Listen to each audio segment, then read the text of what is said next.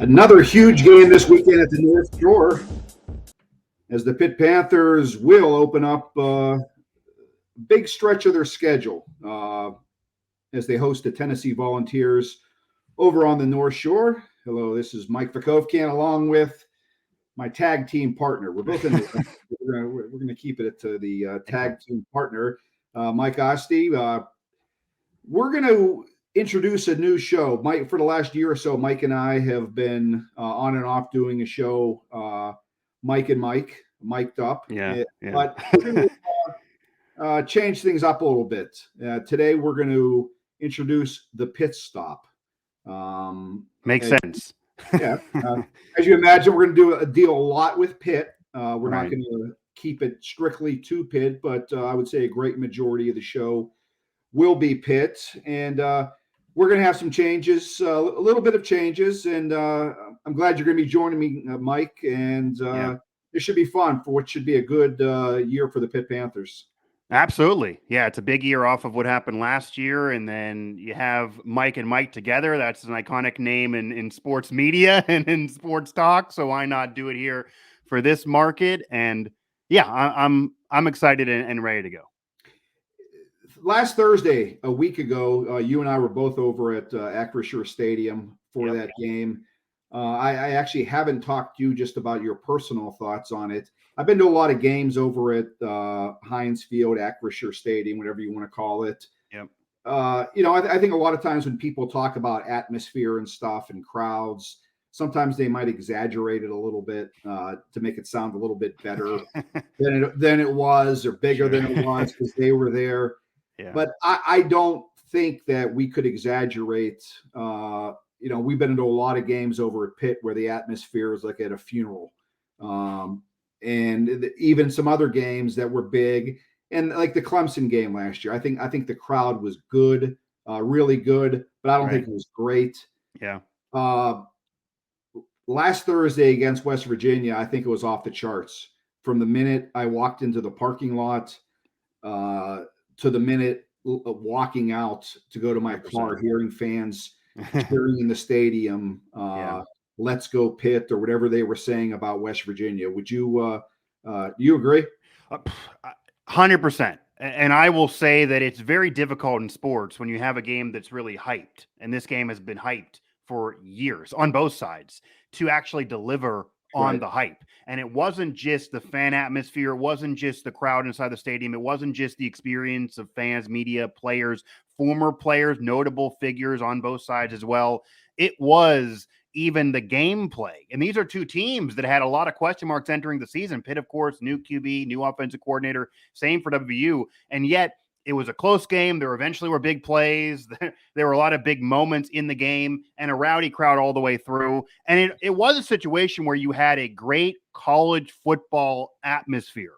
We'll see what it'll be next year in Morgantown. That's more of a traditional college town than Pittsburgh, obviously, playing at a pro stadium. But wall to wall, I actually, before, when I was in the press box for the game, I met a friend of mine in his tailgate before getting in the press box, and they were tailgating over near PNC Park when they told me where they were going. And I wanted to see these guys, but I considered not, because EJ hooked me up in the garage right near the stadium, but I walked 2 miles to see them. That's how far the tailgating was going. So it was 2 miles of tailgating, and I actually will give dap to both sides on this. I didn't see any fights. I didn't see anything burned. I didn't see any debauchery. It was jawing back and forth in a college atmosphere, but done in a reasonable manner that doesn't ruin the city and ruin this game happening again.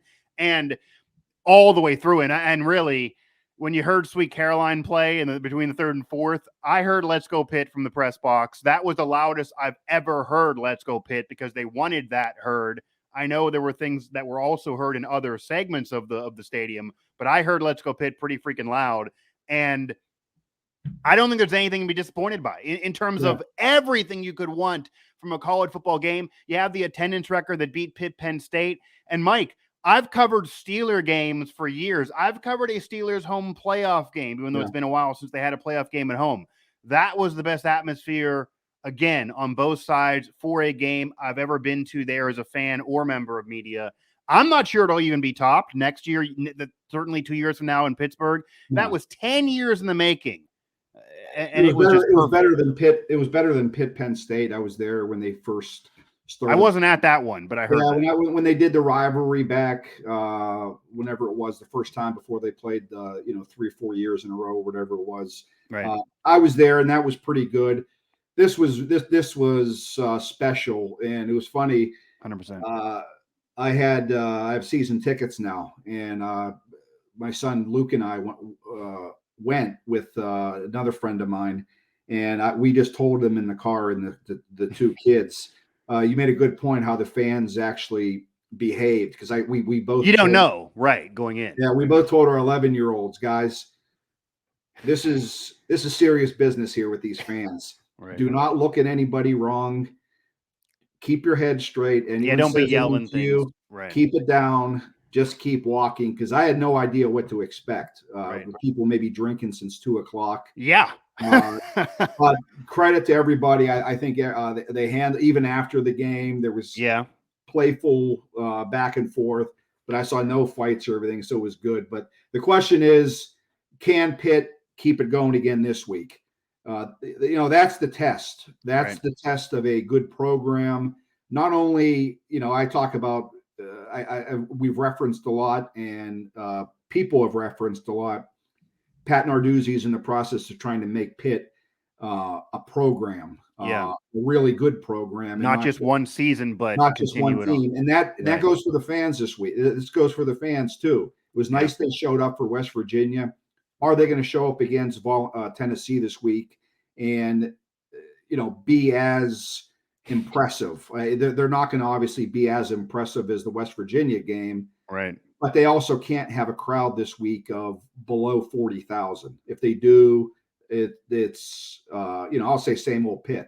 It's same old Pitt fans too. Yeah. No reason. It's going to be a great afternoon. Pitt's a top 20 team. They're going to be playing a very good SEC program. There's no reason for that stadium not to be, I'm not going to say filled, because that's not going to happen, but to have a very good home court advantage. Yeah, there's no reason why. And this also is a big statement the fan base needs to make, because I think everyone can agree that game against WVU, the rebirth of the Backyard Brawl, was the rowdiest atmosphere Pitt fans have had maybe ever, certainly since going into what was Heinz and now is Acrisure Stadium. But the whole debate prior to the Backyard Brawl was how many WVU fans will be there. A lot of West Virginia fans in Pittsburgh. It's only 70 miles down south, etc.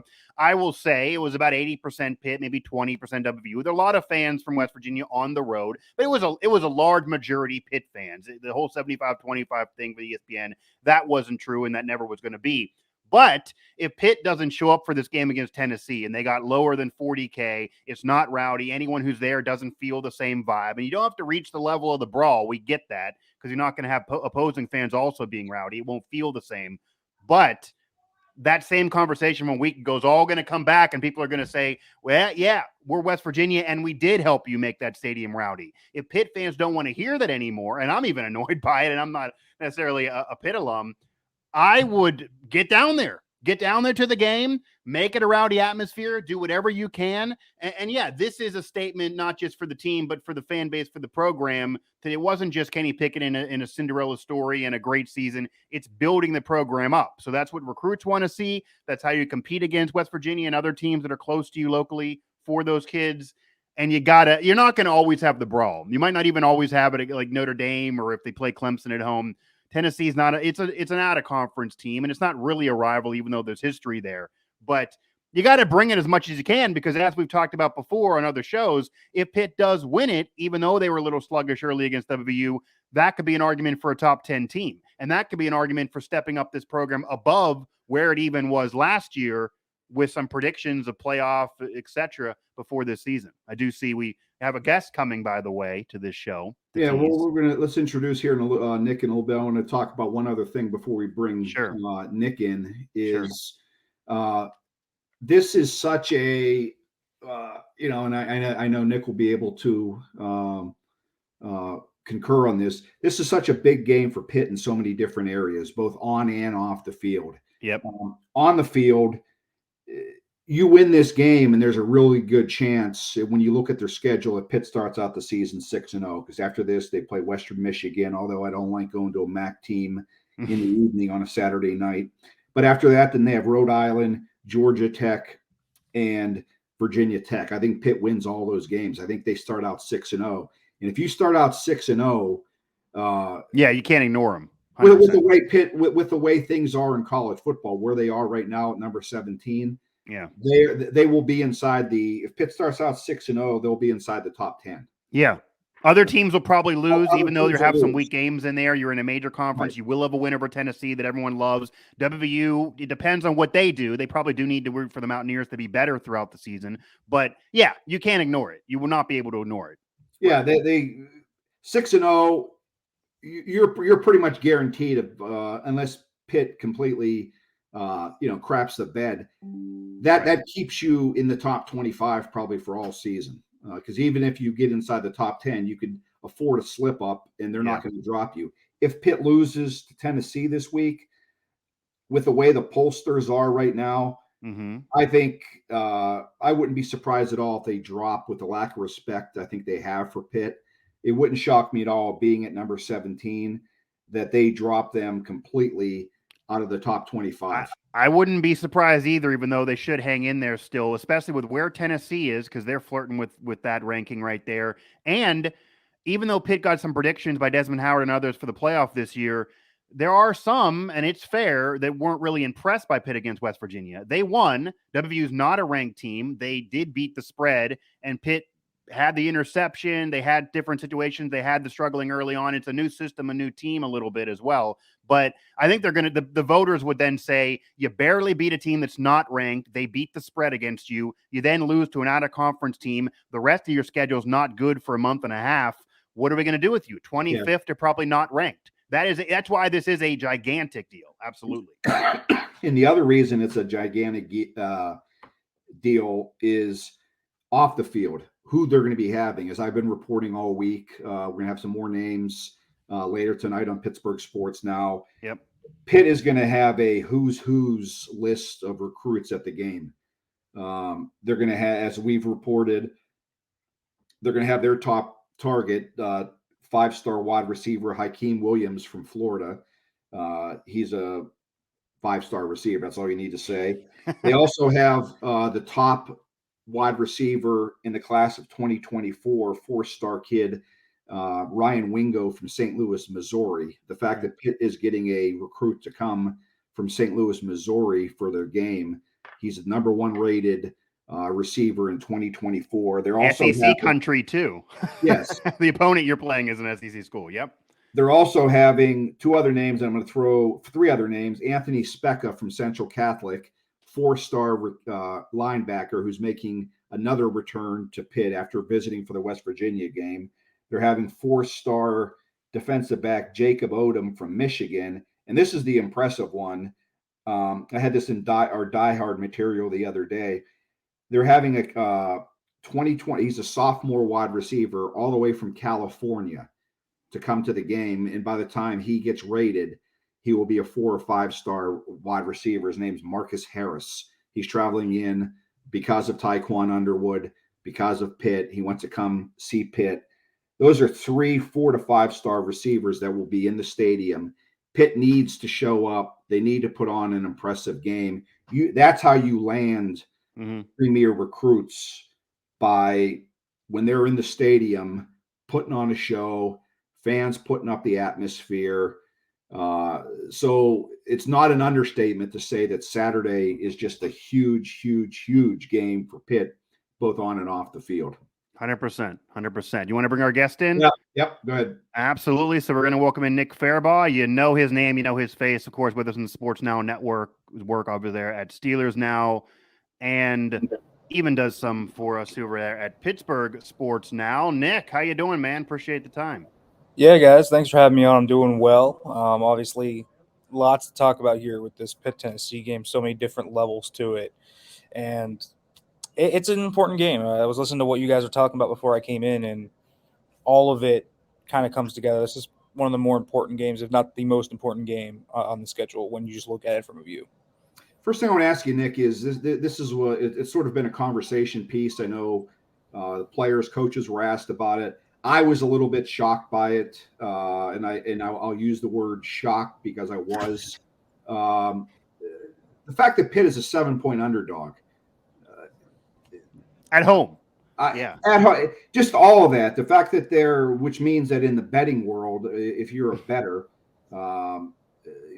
you get 3 points when you're at home. So that's like a 10-point spread. Yeah. The people in Vegas basically are saying or believing that Tennessee is going to easily beat Pitt on Saturday. Were you? What was your reaction when you saw that spread? Were you surprised at all, or no? Not really. Here's the thing: that spread started out at about 4.5 about a week ago. It's only climbed. Where's the money's coming in on Tennessee? Like, people are betting Tennessee to cover. It even reached up to 7, and it's still climbing. People think Tennessee is gonna blow Pitt out. I mean, that is what the expectation is. I have talked to many people nationally, experts-wise. They think this game could be 42-21, 42-17-ish. I mean, there's a disparity here in terms of how people view Pitt versus Tennessee, I think. And so I'm not surprised by it at all. And listen, Tennessee's kind of one of those teams that wasn't ranked, but I think everyone kind of was like, yeah, they could actually be like the sleeper team of the year that maybe wins that their division in the SEC. Maybe they're like the sleeper team.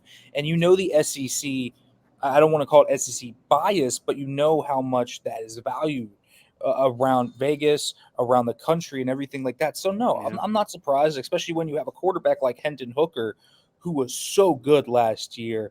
And again, and I think there's a reasoning to this too. A lot of people truly believe that if Hendon Hooker had started last year against Pitt, Pitt loses that game in Knoxville. So there's a lot of layers to this, but I do think Pitt's getting a little disrespected, but I was not surprised by it. Let's start off since go ahead, Mike. Go ahead. Sorry. I was just going to say dig a little deeper because I was a little surprised just because Pitt's at home, kind of what Mike was saying, and Pitt is a ranked team coming off last year. To dig deeper for people that maybe see Tennessee as a sexy pick, but honestly, Nick, as you know, they've been kind of that sexy sleeper pick for like 3 or 4 years now. It's been over 20 years before the programs really got back to glory. It is a gauntlet schedule in the SEC. It's hard to really slurp the Kool-Aid and buy Tennessee when I don't got an example of them doing what you're saying since Philip Fulmer, basically. So why is this year different? Why should a Pitt fan that's rolling their eyes saying there's no way we're losing by 7 or 10 points? We were better last year. We're better this year. I get the WVU game, but they're barely ranked. I'm not slurping a Kool-Aid. What X's and O's wise to dig a little deeper makes you actually buy more into Tennessee this year to be scared of this matchup for Pitt? Because I also saw your tweet talking about how Tennessee can slash Pitt up and down the field, and West Virginia even had some success running a little bit. Why do you feel this way? Why is this a bad trap game for Pitt, or maybe a game that people should expect nationally Tennessee to win clearly? Yeah, well, look at Tennessee was 7-6 last year, right? But look at who their losses were to. I mean, we're talking about Georgia, Alabama, obviously Pitt, who was the eventual ACC champions. I mean, we're talking about the cream of the crop in the SEC last year. Now they did have a collapse at the end of the year where they lost to Florida, Ole Miss. But Ole Miss wasn't bad at all last year either. Matt Corral was on that team. So they lost to a lot of good teams, and they were competitive with a lot of top-tier teams. So this is a team as well that has a new regime, essentially. Josh Heupel is only in his second year, and they look better this year. That's by all indications from what I've heard. And here's the thing. I think the difference in everything that they have now is they have a quarterback. Hendon Hooker is a legit stud, both with his legs and through the air. I think there's this misconception with Hendon Hooker that he can't throw. He's a very good thrower, and down the field too, he's about 2 percentage points higher than national average in terms of his on-target percentage and completion percentage and 20 yards or more throws. So there's a lot to buy in for, but I think it's that Heupel is getting a vision here, and I think that Hooker, I think Hendon Hooker is such the selling point because he's a legit quarterback, and you can make an argument for him legitimately being one of the best quarterbacks in that conference, which is saying a lot when you have guys like Bryce Young and Will Levis and Anthony Richardson. And so then this is as big of a game for them as well then. I mean, they lose this game and Pitt covers the spread and beats them by a touchdown or so, everything you're saying nationally, people are going to go, well, Mike Asti was right. It's same old Tennessee. Exactly. They got to prove it here too. And here's the thing. Hooker is a really good quarterback, but there's questions on this Tennessee team too. I do think that I like Tennessee. Right. I don't like them enough to say this is going to be a blowout or anything. Okay. I truly believe this is going to be a close game. This is going to be a game that I think is decided by inches. We're going to see a very similar game to that in terms of theatrics to the West Virginia game, in my opinion. I think this one is going to be very similar to last year where it was back and forth, back and forth, back and forth, back and forth. I don't believe in that Tennessee defense. I still think that Tennessee defense has a lot of weaknesses, especially at the secondary. I don't believe in that secondary. The offensive line is fine, but also Pitt dominated them last year, and a lot of the same names are back. I like their weapons group, but again, this is a team that is talented, has SEC caliber athletes, but people do act like these two teams are on different planets.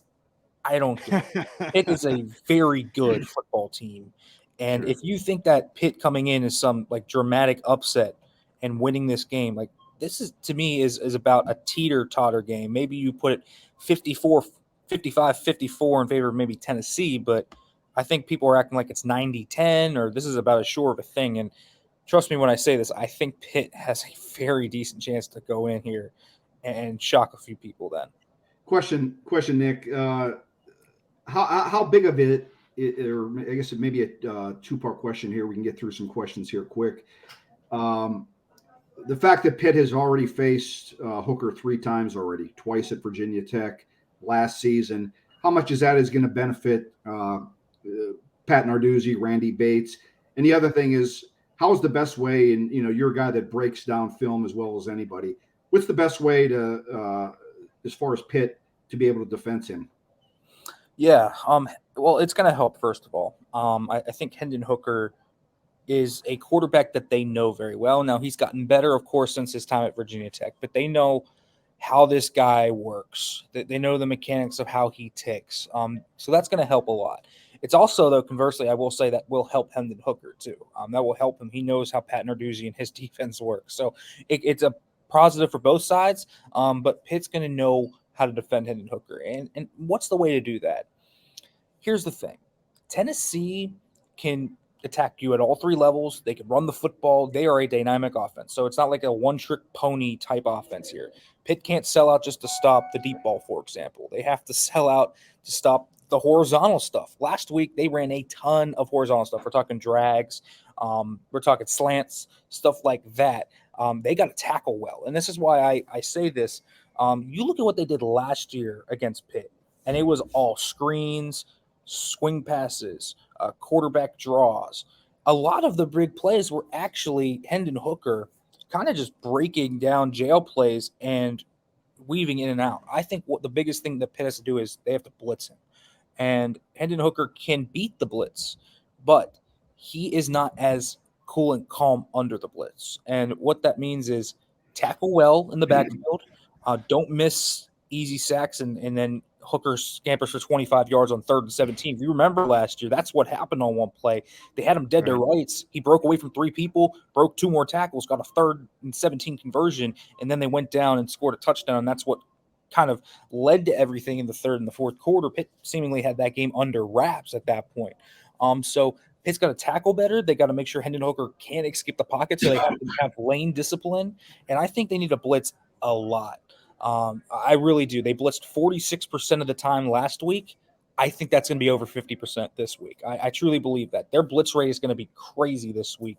They're going to need Servastier Dennis to be a big factor at that second level. They're going to need John Morgan, Kalash Kancey, all these guys to come up on the back end. I would like to see them use that Delta package a lot more this week, just because of how they spread out Pitt's defense. So I'd like to see them bring in that 5th DB and keep Dennis and Simon on the field, and bring in maybe a PJ O'Brien or a Javon McIntyre, Rashad Battle, whoever they bring in that Delta package, because I think that's going to be a key thing, to slowing down the receivers enough to where Pitt's defensive linemen can really disrupt what's going on up front.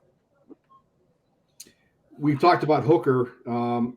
Let's talk about Pitt's quarterback, Keaton Slovis. How would you evaluate? Obviously, the quarterback is always the position that fans, media are going to focus on. I thought he played okay. I think anytime you throw the ball for 300 yards, I don't care what you have to play okay to throw for 300 yards. It's not it's not a sign that he played great. But I don't believe he played, as Mike Tomlin would say, below the line. I think it was a team effort. I think the line struggled. How would you categorize, or how would you describe Slovis's first performance at Pitt? Yeah, roller coaster ride at that. I thought his pocket management was his biggest issue all night.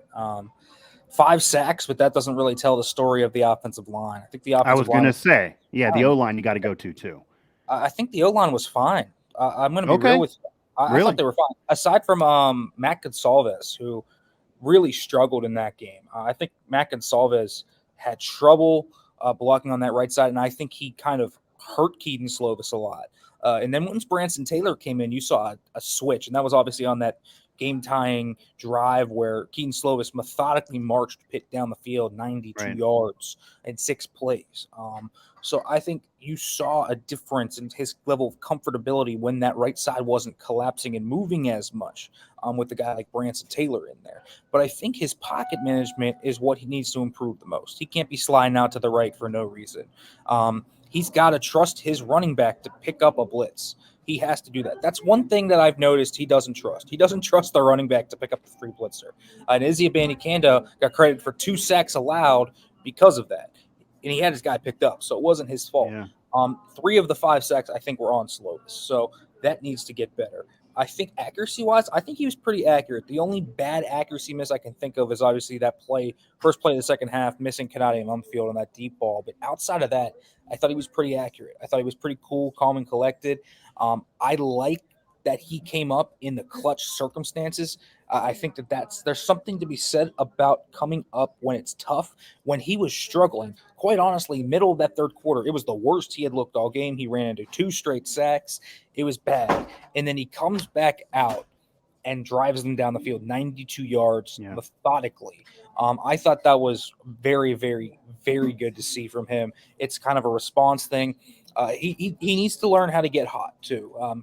Get his hot route. When the blitz is coming, hit the guy that's underneath. Learn to take the check down. I think you saw that a little bit as the game went on. Obviously, Asti and Vukovcan's check down. That was a hot route. That was not. He was getting blitzed, and Vukovcan was right there. So I think he's learning. I think him and Frank Cignetti are kind of learning each other, and I think you're going to see a more spread out version of the game plan this week. It is only one game. And I think it is big also to have a big clutch moment with a new team, a new system, getting familiar with players, but maybe not trusting the running backs, etc. It's a new team. It's a new environment. You are building chemistry, camp, practice, working together, being friends, throwing balls in the yard. Not going to be the same thing as the Backyard Brawl against West Virginia and gameplay. So I do think he played, only 6 incompletions? I do think he played really well overall considering the circumstances. And you also got to figure with, West Virginia has warts, but defensive line-wise with Stills coming at you, that might be a strength of that team. So it might be the hardest D-line he has to face, maybe even tougher than this matchup as well. Mike, anything else for Nick here before we let him go? I just wanted one more thing. I wanted to ask, how do you suspect Frank Cignetti will look to attack Tennessee? And do you think he held anything? I don't think maybe some. Do you think he held anything back just to keep something surprise for Tennessee? And what do you believe the best way to attack this Tennessee defense will be? Yeah, I don't think he held anything back. I think he thought that they were going to bully West Virginia up front, and that just didn't happen. Dante Stills completely wrecked their game plan, and I mean it. He single-handedly kind of destroyed that 7 O-line set. And the plan was to obviously just take the pressure off Keaton Slovis, make it a little easier on him, and then the brunt ended up on Keaton Slovis. But I think you saw more and more how much more comfortable Keaton Slovis is. I don't even want to say from shotgun. He is comfortable in shotgun. But even under center, when the sets are spread out wider, he has more wide receivers to work with. So even going under center, maybe not bringing in 7 O linemen, just make it 3 wide receivers instead. and trust your wide receivers, because you have big wide receivers. I mean, Bub Means, Jared Wayne, and Jaden Bradley are all 6'2 plus, so they have size. Let them block a little bit, and trust your guys to, if you're going to run a game, run it more as a spread out scheme. And this is what they're going to do this week, in my opinion. More shotgun. I could even see them bringing out the pistol in this game. I could see them with potentially no Rodney Hammond in this game. I could see Daniel Carter taking on like an H-back role almost. That could be big. As like that complement to Gavin Bartholomew. I think he could be used in a lot of different ways. My thing is Tennessee runs a lot of soft cover fours. They play in quarters, and so they're going to play back a lot.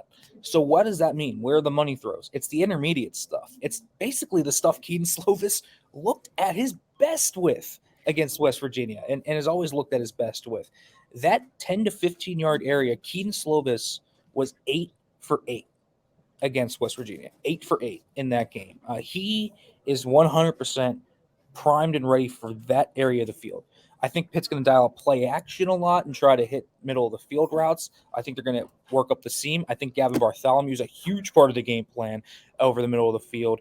I think guys like Jared Wayne, Kanade Mumfield, those guys are going to be big parts. But Pitt's going to have to hit curl routes, over routes, stuff like this over the middle of the field. That's how you attack and exploit this Tennessee defense. And that's what I think they're going to end up doing in this game, because quite honestly, that is the way each team has moved up and down the field on Tennessee in the past, and they quite honestly haven't figured out how to fix it yet. Okay. Nick Farabaugh, throughout our Sports Now network, Steelers Now, Pittsburgh Sports Now, myriad of other locations, hosts Pitt on Locked On, so Locked On Pitt. Thanks, man. We'll definitely be talking to you again soon, I'm sure. Absolutely. Again, that was Nick Farabaugh. I will close him out with, you like that? Some segue music we have going on there. Yeah.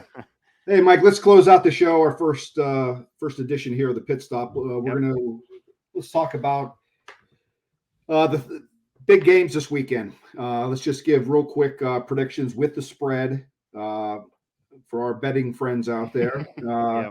I'll ask you first, then I'll give mine. We'll touch upon the two, quote, local teams, and then we'll pick one big college game of the week. So let's go first with you. Penn State is 25.5-point favorites over Ohio U. Lord. You take the points if you're Ohio, or do you give them? Man. And we just saw Penn State last week against Purdue. And granted, that's a Power 5, but boy, that's a lot of points. I'm going to say Penn State wins and wins comfortably, but not by that much. That's a lot. And I just can't be that impressed by Penn State last week. Yeah, I agree. I would take the 25, 26 points. I think Ohio struggled last year, but they do have a little bit of a veteran quarterback in Rourke. And, maybe they'll do the backdoor cover or whatever. When's the last time Penn State beat anybody by 30? I can't even remember. Right. That is a lot of points. Right. The big local game, or the big national game, is Alabama going on the road at Texas. Mm-hmm. And Alabama is 20-point favorites over Texas, who has a lot of talent. They might have the best running back in the country. They have a couple of stud wide receivers. Question might be the true freshman quarterback trying to go. Ewers going up against Nick Saban defense, but 20 points, Alabama's favor. Where do you go? So I'm going to caveat this by saying, number one, I don't believe Texas is back, no matter how much they want to say. Number two, I wouldn't bet this with your money, Mike. And number three, I will take the points in Tennessee to cover, just because that's 20 plus. It's a big time game. They're going to get up for it, obviously. It could mean a lot. If they want to say they're back, you do this and even hang with Bama. Even if you lose by 10, you're going to be something. It's just like Notre Dame against Ohio State. Notre Dame left that game losing by 11 with people saying, oh, the Irish are here because they played well. That could be like Texas if they keep it close. But Bama is ridiculously good. Ridiculously good. So that's why that they didn't even play anybody of note, and they're still getting 1 vote because of how good and dominating they are. Saban, is going to want to run up that score and dominate a team, especially a team Texas, coming in the SEC that hadn't been there before. He's going to want to make a statement saying, you come here, we're going to beat you up. So I wouldn't want to bet this, but 20 points is a lot. I would take Nick Saban in Alabama. I think Okay. Wouldn't be shocked at all if they win by 20. Yeah, I think they'll beat the hell out of the freshman quarterback. I think that Texas. I think you made a good point there with. All right, Texas, you want to come to the SEC next year? Here's what. Here's a little bit of what you're going to get. And Saban's telling him now. He knows that he wants it. Yep. Yeah. All right, let's move to your wheelhouse a little bit. West Virginia, their home opener, 6 p.m. kickoff. Yeah. Conference game, Big 12 game. 13-point favorites over Kansas, who's obviously probably one of the worst Power 5 programs in all of college football. If you go to the store, I was thinking about doing a poll on that. I was going to go back and look, but they have to be in the top 5. Where do you go? West Virginia was impressive last week. We don't know the situation with a couple of the defensive backs. They look like they got themselves a quarterback. The offense looked good. Where do you go with the 13? Yeah, and West Virginia played well against Pitt despite the controversy, and maybe they should have won with that pick at the end, but they were heavily underdog, and they did play well. I think West Virginia is going to cover that spread of 13. Again, this is Kansas. This is a lower-level program in the conference, with the exception of that Orange Bowl years ago, the only thing that would argue against you saying one of the worst Power 5s. That Kansas doesn't usually compete. This was 16.5 as recent as 24 hours ago, though, by Mike. So if it was 16.5, I would consider taking Kansas in the points because WVU doesn't really win that big. But if Neil Brown's going to sell a climb, you got to beat up on these teams. You got to show it against these teams, even if you lose to Pitt and Virginia Tech, etc. I do think they'll cover this if it stays 13. I do think JT will take his game to another level. They're opening up a little bit more at the air raid. I do think they show what they can do, but with Charles Woods out, maybe Kansas can pick them apart because that's a big hit to the defense. I will have coverage at WV Sports Now, and we'll be there in attendance. So head over there if you happen to be a WV fan watching, and we do have that coverage throughout the Sports Now network. Yeah, I think West Virginia wins. I would, if I had to lay my own money, I would take West Virginia minus the 13. Right. What I'd be more comfortable with is the over at 59.5. I think Sure. I think that over will hit. I think both teams will score enough points. So I think that'll be good. Two real quick ones here. Our game of the day for Pittsburgh Sports Now, obviously, Tennessee, 6-point favorites. The latest line, I'm looking on the score app here.